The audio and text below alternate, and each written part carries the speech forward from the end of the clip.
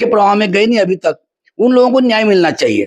उनकी जो समस्या है ये समस्या महाराष्ट्र के विधानसभा में जाना चाहिए। अब ये जो परंपरावादी जो लोग हैं, जो घरानेशाही के जो राजकारणी लोग हैं, वो छोड़ती नहीं ना, वो जगह छोड़ने के ध्यान लगाने से हर कोई बुद्ध नहीं होगा। क्या बात है। पीपल के नीचे ध्यान लगाने से हर कोई बुद्ध नहीं होगा, और रोज सेंटेड साबुन से बदन को नहलाने से कभी कोई नीति शुद्ध नहीं होगा। समता, मानवता, प्रेम, दया, अहिंसा से अगर हर एक इंसान पेश आएगा तो इस दुनिया में किसी इंसान का किसी इंसान के साथ निवासी, मूल निवासी, मिलकर सारे भारतवासी, आदिवासी, मूल निवासी, मिलकर सारे भारतवासी, हक की लड़ाई हमको है लड़ना, जुल्मियों पर मिलकर चढ़ना, बिखरे हुए सब अब मिलाओ, कोई उंगली उठाने की हिम्मत करे ना, संगठन अपना ऐसा बनाओ। नमस्ते भारत, आप देख रहे हैं महाराष्ट्र का रण संग्राम, और मैं हूं इस वक्त हिंगना लोक मतदार संघ में, जो हिंगना मतदार संघ आता है नागपुर जिले में, वहां पर हो। और खास करके महाराष्ट्र की विधानसभा की सीढ़ियां कौन चढ़ेगा, इसी मुद्दे को लेकर हम उम्मीदवारों का जो मुलाकात लेते हैं। आज मेरे साथ वंचित बहुजन आघाड़ी के उम्मीदवार अनिरुद्ध शेवाड़ी जी। मैं अनिरुद्ध शेवाड़ी जी का परिचय आपको बताऊंगा। ये महाराष्ट्र के ख्यातनाम प्रबोधनकार है। बुद्ध भीम गीतों के माध्यम से ये समाज में प्रबोधन करते हैं कि हर समाज का तबका एक साथ रहे, इसके लिए तमाम अपने गीतों के माध्यम से ये प्रचार प्रसार हमेशा करते रहते हैं। और वंचित बहुजन आघाड़ी के बाला साहब आंबेडकर ने किसी पहले ये प्रबोधनकार को ये चुनाव मैदान में उतारा है, क्योंकि अब तक हम देखते आ रहे हैं कि समाज में निरंतर जो लगा रहते हैं, समाज में प्रबोधन करते हैं, ऐसे लोगों को उम्मीदवारी के समय में उनको उतारा नहीं जाता है। मगर बाला साहब आंबेडकर जी ने नागपुर के हिंगना विधानसभा क्षेत्र से गायक, सुप्रसिद्ध गायक, राष्ट्रीय प्रबोधनकार अनिरुद्ध शेवाड़ी जी को चुनाव मैदान में उतारा है। तो आज हम उन्हीं से चुनाव के ऊपर में बात करेंगे। शेवाड़ी जी, आपका WS न्यूज में स्वागत। नमस्ते, आपको बहुत बहुत धन्यवाद। आप ये सब मेरे विचार, उम्मीदवार की विचार लोगों तक पहुंचाने का काम कर रहे हैं, इसलिए आपको बहुत बहुत धन्यवाद। बिल्कुल। अभी आप चुनाव मैदान में हैं, हिंगना विधानसभा क्षेत्र से आप चुनाव मैदान में हैं। कड़ा मुकाबला यहाँ पर रहता है, क्योंकि दिग्गज बड़े बड़े दो दिग्गज है, एक तो बीजेपी के है, दूसरे राष्ट्रवादी के है, और उसमें अभी वंचित का तीसरा दिग्गज जो है आपका नाम यहाँ पर आ रहा है, क्योंकि आप लोगों में बहुत बड़े पॉपुलर हो। तो कैसा इस चुनाव को आप देख रहे हैं? देखिए, मैं तो पहले से पूरे बहुजन समाज में प्रबोधन करते आया हूँ। पूरे देश में हिंदी साइड में मैं सब प्रबोधन करता हूँ मैं। तो मेरा विचार ये है, जैसे जो वंचित लोग हैं, आदिवासी से लेकर SC ST तक के सब पूरे, वो जो राजकीय मुख्य प्रवाह में गए नहीं अभी तक, उन लोगों को न्याय मिलना चाहिए। उनकी जो समस्या है ये समस्या महाराष्ट्र के विधानसभा में जाना चाहिए। अब ये जो परंपरावादी जो लोग हैं, जो घरानेशाही के जो राजकारणी लोग हैं, वो छोड़ती नहीं ना, वो जगह छोड़ते नहीं, किसी को देते नहीं। तो मैं तो बाला साहब आंबेडकर की बहुत बहुत मेहरबानी हो गई। मैं तो उनको बहुत धन्यवाद दूंगा कि उन्होंने मेरा सब ये कार्य देख के, प्रबोधन का काम देख के उन्होंने मुझे ये उम्मीदवारी दी है। तो मुझे भी बड़ी खुशी हुई। अब मुझे ऐसा लगता है कि मेरे जैसा एक प्रबोधनकार समाज में आज तक के जो मैंने काम किया हो, उसकी भी एक रसीद उन्होंने मुझे दी है। और मेरा चुनाव मतलब उसमें टिकट देने का काम किया है। तो मेरी एक जवाबदारी बनती है कि समाज में जाके सब समाज को, मानवीय समाज जो है, भारत का मानवीय समाज, उनको जागरूक करना, उनको बताना। और मैं इसलिए खड़ा हूँ, ये भी उनको बताना कि उम्मीदवार इसलिए मैं हूँ भाई कि आप लोगों का जो हक है, आप लोगों का जो अधिकार है, आरक्षण है, ये सब चीजें अपन वहां पर महाराष्ट्र के सदन से, विधानसभा के सदन से लोगों तक पहुंचाना चाहिए और बोलना चाहिए, उनका आवाज बुलंद करना चाहिए। उनकी आवाज बुलंद करने के लिए जो है अनिरुद्ध शेवाड़ी जी है, ये मैदान में है। लेकिन जो मुकाबला जो है भारतीय जनता पार्टी के, आप देखते आ रहे हैं कि समीर मेघी वहां से 2 बार चुन के आ रहे हैं, रमेश बंग जो है वो मंत्री भी रह चुके हैं। ऐसे में अभी विधानसभा में जो हिंगना के विधानसभा क्षेत्र में जो पुराने चेहरे हैं।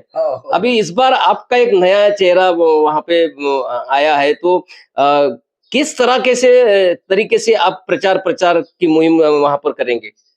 देखिए, जब से मेरा नाम तो मेरा पॉपुलर पहले ही है वहां पर, और हर बस्तियों में मेरे रिश्तेदार है। अच्छा। मेरे माँ का मायका उधर में है, यरंगांव आगरगांव जो वहां पर लबान तांडे जो है ना उधर में, तो वो सब लोग मेरे को बचपन से अच्छे से पहचानते हैं और लोगों में बड़ा उत्साह है। जब से उनको मालूम हुआ कि वंचित बहुजन आघाड़ी की टिकट अनिरुद्ध शेवाल जी को मिली है, लोग मेरे को स्वयं फोन कर रहे वहां से, मतलब काम से लगे हैं प्रचार के आपके। 50% प्रचार हो गया है। अब मेरे को गांव-गांव जाके लोगों तक मिल के उनको ये बताना है मुझे कि भाई आप लोगों के लिए एक प्रतिनिधि मैं जा रहा हूँ वहां पर। और रमेश बंग साहब से मेरे बड़े अच्छे परिचय, क्योंकि जब कलमेश्वर में हिंगना था उस समय मेरी मिसेस सभापति थी पंचायत समिति कलमेश्वर की, तो वो रमेश बंग साहब ने चुन कर लाए थे और उन्होंने सभापति बनाए थे। अभी उनके खिलाफ में लड़ाई है? तो मेरी लड़ाई जो है ये व्यवस्था परिवर्तन की है, वैचारिकता की लड़ाई है, किसी इंसान के विरोध में नहीं। अपन इंसान का इंसान के साथ कभी विरोध होता ही नहीं है।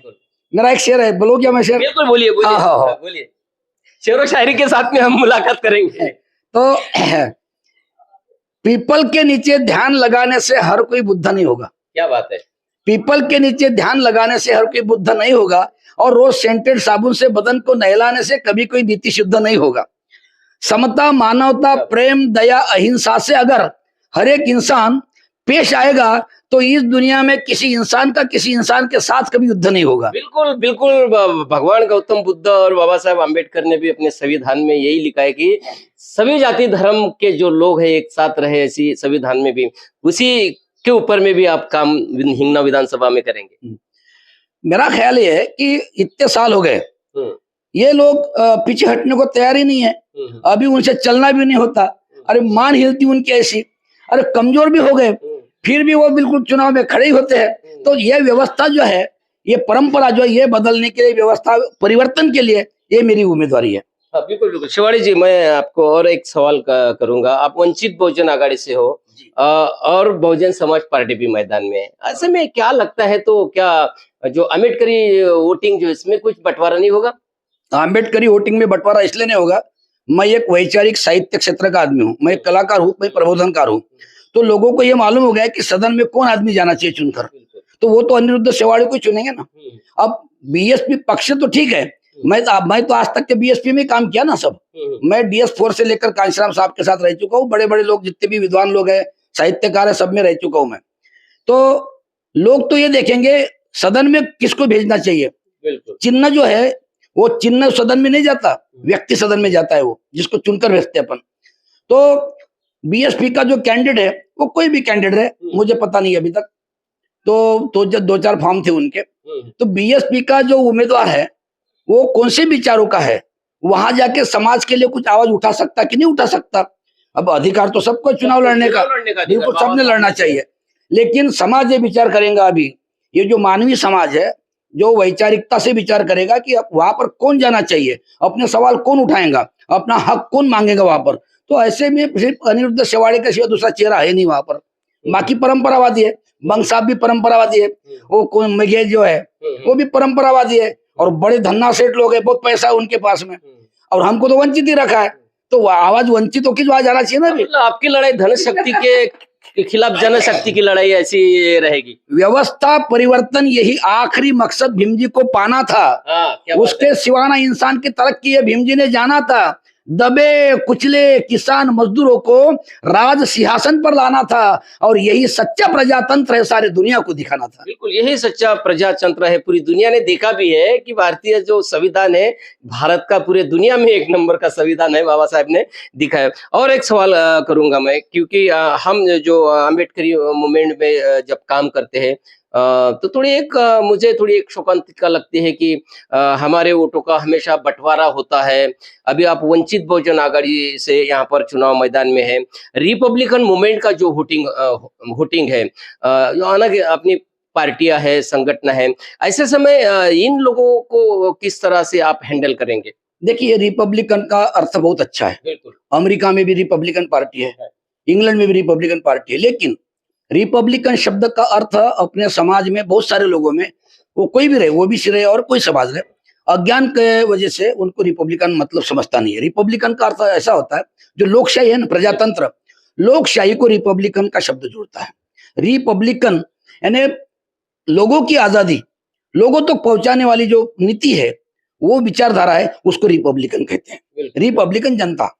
तो बाबा साहब आम्बेडकर ने ये देखकर ये रिपब्लिकन शब्द की मतलब शुरुआत की थी, और डिप्रेस्ड क्लास बोले थे बाबा साहब आम्बेडकर ने। अब कैसा है कि यहाँ अपने देश में जो जाति व्यवस्था थी, जो समझने का नजरिया था लोगों का, उसके वजह से बाबा साहब ने निकाली हुई पार्टी तो रिपब्लिकन यानी दलितों की पार्टी, हरिजनों की पार्टी, ऐसा हो गया। वो वैसा नहीं है। वो रिपब्लिकन का अर्थ इतना अच्छा है कि ऑल लोग, वो कोई भी हो, SC, ST, OBC, NT, minority, जितने भी लोग हैं, उन सब लोगों का हक और अधिकार जो जिसमें है वो है रिपब्लिकन पार्टी। बिल्कुल ऐसा है वो।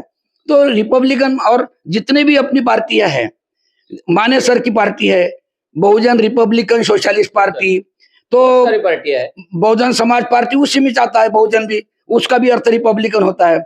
और पहले बाला साहब आम्बेडकर जी ने, जो इसके पहले उनकी पार्टी थी भारीपा, भारतीय रिपब्लिकन पार्टी, वो भी उसमें से, यानी रिपब्लिकन बोले तो हर राजकीय पक्ष में आता है। अब जनता पार्टी का वही अर्थ निकलता है, भारतीय जनता पार्टी, तो रिपब्लिकन जाए उसमें, हिंदी मराठी में जनता, इंग्लिश में रिपब्लिकन। तो ये जो अज्ञान है लोगों में, अज्ञानता के वजह से लोग समझ नहीं पाते रिपब्लिकन क्या है। तो रिपब्लिकन ठपका लगा दिया क्या, तो नहीं, बाबा साहब के लोग और बाबा साहब की पार्टी। अरे तो बाबा साहब आम्बेडकर ने संविधान भी लिखा है, फिर क्या संविधान सिर्फ दलितों का है क्या?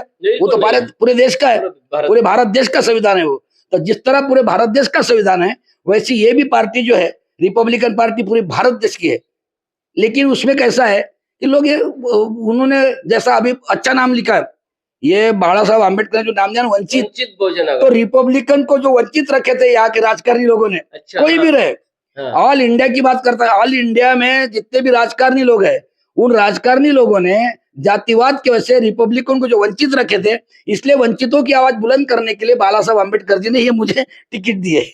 वो आवाज बुलंद हो जाएंगी, ना, बिल्कुल मेरा आवाज बुलंद होता है। पूरे देश में घूमता हूँ मैं, पूरे देश में प्रबोधन करता हूँ। गीतों के भी माध्यम से करेंगे कुछ अपना?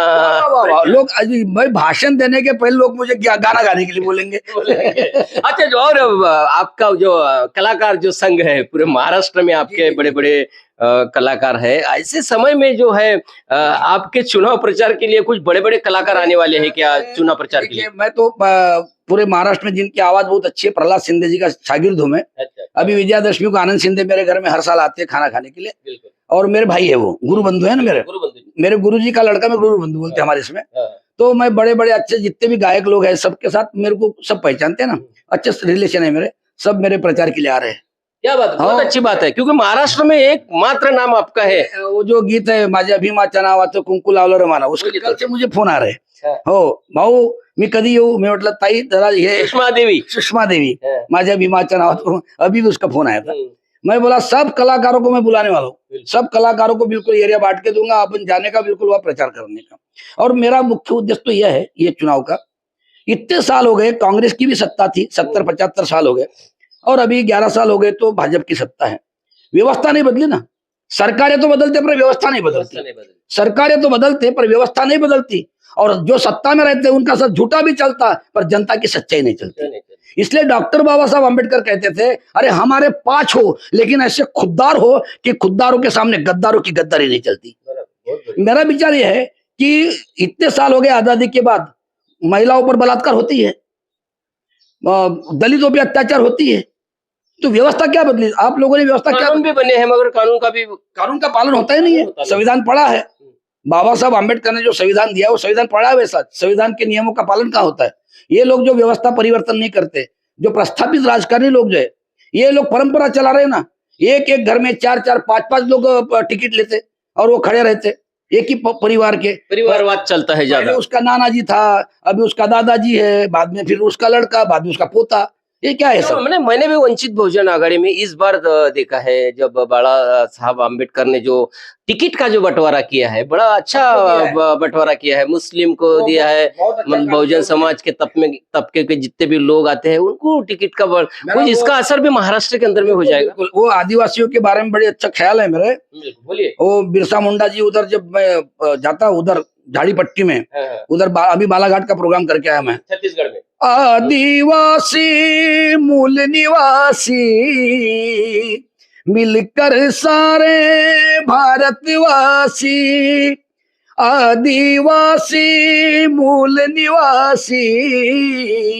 मिलकर सारे भारतवासी, हक की लड़ाई हमको है लड़ना, जुल्मियों पर मिलकर चढ़ना, बिखरे हुए सब अब मिलाओ, कोई उंगली उठाने की हिम्मत करे ना, संगठन अपना ऐसा बनाओ। बिल्कुल बाबा साहब ने बोला ही है कि संगठित रहो और संगठन बनाओ।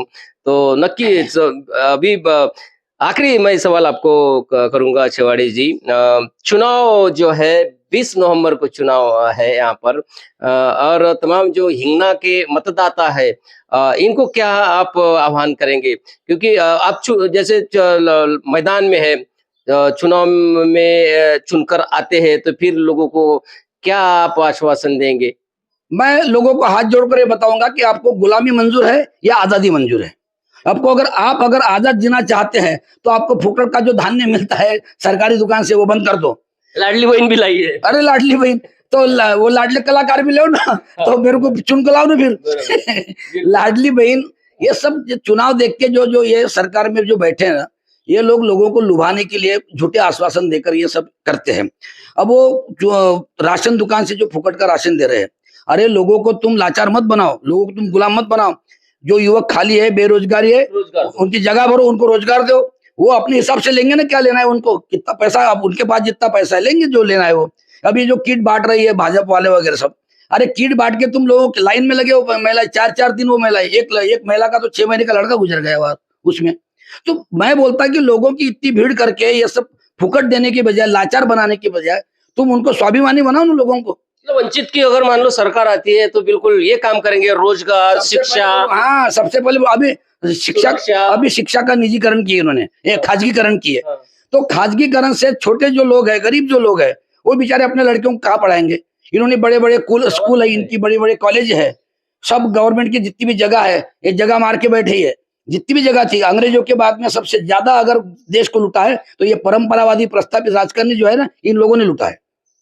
तो मैं इसके खिलाफ आवाज उठाऊंगा वहां पर। मैं बोलूंगा ये तुम्हारी कोई ठेकेदारी लग गई क्या? हमारे जैसे लोग अगर वहां गए तो मैं हिंगना विधानसभा क्षेत्र के सारे मतदाताओं को ये बोलूंगा मैं कि ऐसे मेरे समान जो लोग हैं, वो वंचित बहुजन आघाड़ी के जो उम्मीदवार हैं, उनको आप चुन कर दीजिए। अगर हमारी वंचित बहुजन आघाड़ी की सरकार आती है तो मुफ्त राशन नहीं देंगे हम, तुमको रोजगार देंगे। हम रोजगार देंगे, युवकों को युवतियों को रोजगार देंगे। और महाराष्ट्र में शिक्षण, इंग्लिश हो या हिंदी हो या मराठी हो, हर भाषा का शिक्षण हम KG 1 से लेकर तो आखिरी तक के हम मुफ्त देंगे, फुकट देंगे हम। अरे पैसा किसका? यह पैसा गरीबों का है, पैसा लोगों का है ना। यह सरकार का जो धन है सब लोगों का धन है, ये सब भारतीय लोगों का धन है। ये हमारा धन हमको दो ना। हम क्या बोलते हैं, लोग मोर्चे निकालते, क्या फायदा उसका? मोर्चे निकालते, पुलिस वाले डंडे मारते। तो उससे अच्छा यह है कि जिनकी जितनी सुविधा देने की सबको सुविधा दो, उनका हक है वो। लोगों का हक अगर तुम आरक्षण देंगे तो काय के लड़ेंगे। बिल्कुल आखिरी सवाल करेंगे। बाला साहेब अम्बेडकर का भी स्वास्थ्य थोड़ा खराब चल रहा है, उसके लिए तो मैं WH न्यूज की ओर से भी मंगल कामनाएं करूंगा कि बाला साहब अम्बेडकर जो है जल्द से जल्द स्वस्थ होकर चुनाव मैदान में आएंगे। बाला साहब अम्बेडकर जल्द से स्वस्थ होकर चुनाव मैदान में आएंगे। आप भी शुभकामनाएं देंगे। देखिए, जनता का आशीर्वाद जिसके साथ में रहता है, डॉक्टर बाबा साहब आम्बेडकर के भी खिलाफ बहुत कुछ हो गया, लेकिन डॉक्टर बाबा साहब आम्बेडकर आज पूरी दुनिया में चमके। अगर वंचित बहुजन आघाड़ी के संस्थापक अध्यक्ष बाला साहब अगर ये सब काम कर रहे हैं तो उनके साथ में पूरे जनता का आशीर्वाद है, तो वो बहुत जल्दी दुरुस्त हो जाएंगे। मैं 2 बार एक्सीडेंट से मरते मरते बचा और अभी लोगों में जा रहा हूं मैं। तो जिनके पीछे सब जनता का आशीर्वाद है, तो तुम जनता का अच्छा काम अगर करोगे तो तुमको बहुत उम्र मिलती है और तुम जिंदा भी रहते हो। अरे मर भी गया आदमी तो एक दिन तो मरना ही है, लेकिन विचार तो जिंदा रहेंगे। मतदाताओं को आह्वान क्या करेंगे? अब चुनाव चिन्ह भी क्या है तुम्हारा? मतदाताओं को मैं ये आह्वान करूंगा कि आने वाले 20 तारीख को मेरा गैस सिलेंडर जो चुनाव चिन्ह है, देखिए व्यक्ति को चुनकर भेजने के लिए कोई ना कोई चिन्ह रहता है और वहां जाता है व्यक्ति।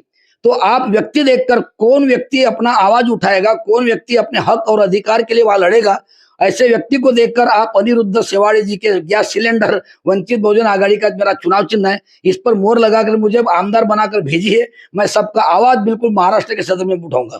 निश्चित रूप से जिस तरीके से वो प्रबोधन में हजारों लोगों को जो है प्रबोधन करते हैं, उसी तरह के से जो है यदि मान लो अनिरुद्ध जी शेवाड़े विधायक बनते हैं तो वहां पर जो 288 लोग जो बैठेंगे और सामने जो सभापति रहेंगे, मुख्यमंत्री रहेंगे, इनको भी जो है वो एक अच्छा प्रबोधन करेंगे और महाराष्ट्र में किस तरह से काम करना चाहिए, शिक्षा पर काम करना चाहिए, रोजगार पर काम करना चाहिए, महिलाओं को सुरक्षा देने का वादा करना चाहिए, ये तमाम जो सारी जो बात है इसके ऊपर में जो है महाराष्ट्र के ख्यातनाम गायक, राष्ट्रीय प्रबोधनकार महाराष्ट्र के सदन को प्रबोधन करेंगे।